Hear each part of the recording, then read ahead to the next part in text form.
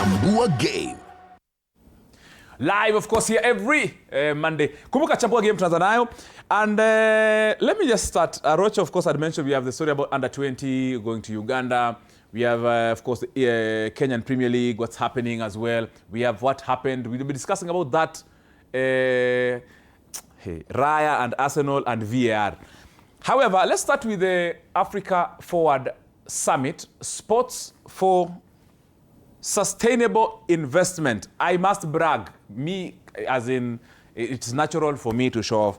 But of course, I was the master of ceremony of the Africa Forward for Sports Sustainable Investment. But don't ongea, Arocho, and you can interject me. I can talk, till the show ends. And Katela, but it's my moment of fame just to shine, because I know Arocho will also shine because you're sending already your videos. But thank you very much to Alive and Kicking. Alive and Kicking are one of the CSOs that are involved in the nurturing and training of football talent at the grassroots.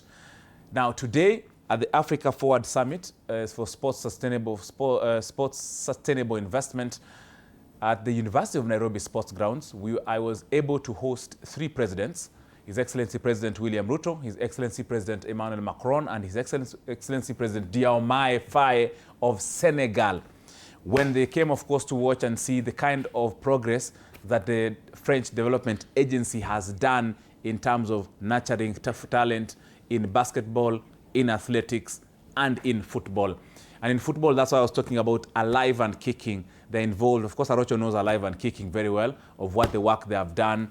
We're talking about Angaza Sports and Sports Center and Development. We're also talking about Football Mass. We are talking in basketball. We also have the project of Basketball Experience, assisting young boys and girls across the country, both those who are able and disabled, to play basketball. And in athletics, most of you know, of course, the city of Miremas has partnered with the county government of Aguilera Marakwet to form, of course, a house of coaches where coaches get capacity training, and, of course, athletes. There is the House 42, which gives athletes an opportunity just to run. They're given a salary every month, and they're on full board at that House 42 project of course, in a high altitude areas.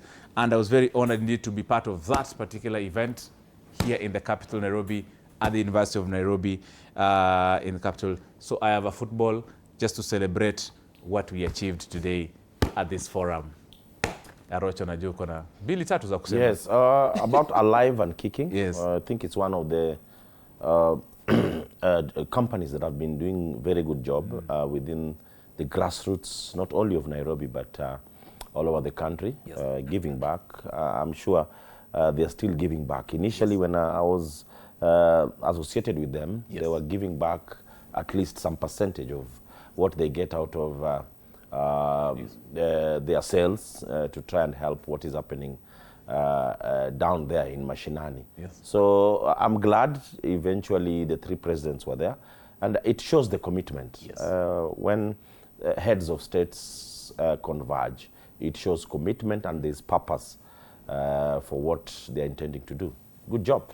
Yeah, very well indeed. Katela, I know you watched from the sidelines. I know you wanted to come, but of course you were busy with work commitments. But of course, yeah, you heard about all that that was happening at the University of Nairobi in terms of sports specifically, as I've mentioned. I saw you, and actually I'm surprised that you have changed. Because I saw you... I'm from the director of... Ulikuwa na kaptula with some sport shoes and everything, but Alive and Kicking has been doing a good job, and uko chini ndio a lot of talents are there, and so it's a nice initiative, yes, Kwalanda, and waendelee hivyo, and by the way, congratulations. Asante. For the first time kidogo, wacha nimalize, uko na ball, okay, imeandikwa jina yako. Yes. Asante. Yeah. Umemaliza? Hey. Oh, sorry.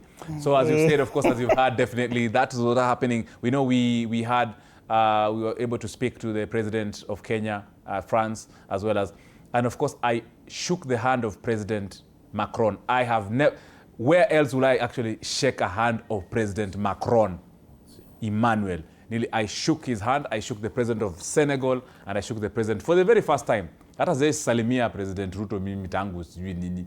But of course, an opportunity whereby the boys and girls were able to express themselves on the court. Let's listen in, of course, to the various heads of state as well as the CAF presidents who are in this. Remember also we had the Honorable Salim Mvurya, the CS for Sports, Creative Economy and Youth Affairs, who also amongst them, and also the PS for Sports, that is Elijah Mwangi. Let's listen to some of them, of course, what they say during this particular summit. Africa today is the youngest continent on earth. More than 1 billion Africans are below the age of 35. That is not simply a statistic. It is a historic opportunity. An opportunity to build one of the world's most dynamic sports economies. And I'm happy that we are discussing sports and money and economists. An opportunity to turn talent into enterprise, passion into prosperity, and potential into real power. We support each other, we collaborate with each other, we challenge each other, we push each other hard to achieve the highest standards of excellence in the different sporting codes. Football unites people.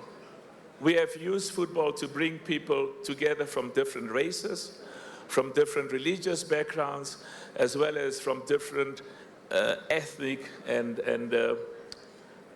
tribal backgrounds. It was a vote of confidence to see the president of CAF, Dr. Patrice Motsepe, coming in the country. For sure, AFCON 2027 is happening, co-hosted by Kenya.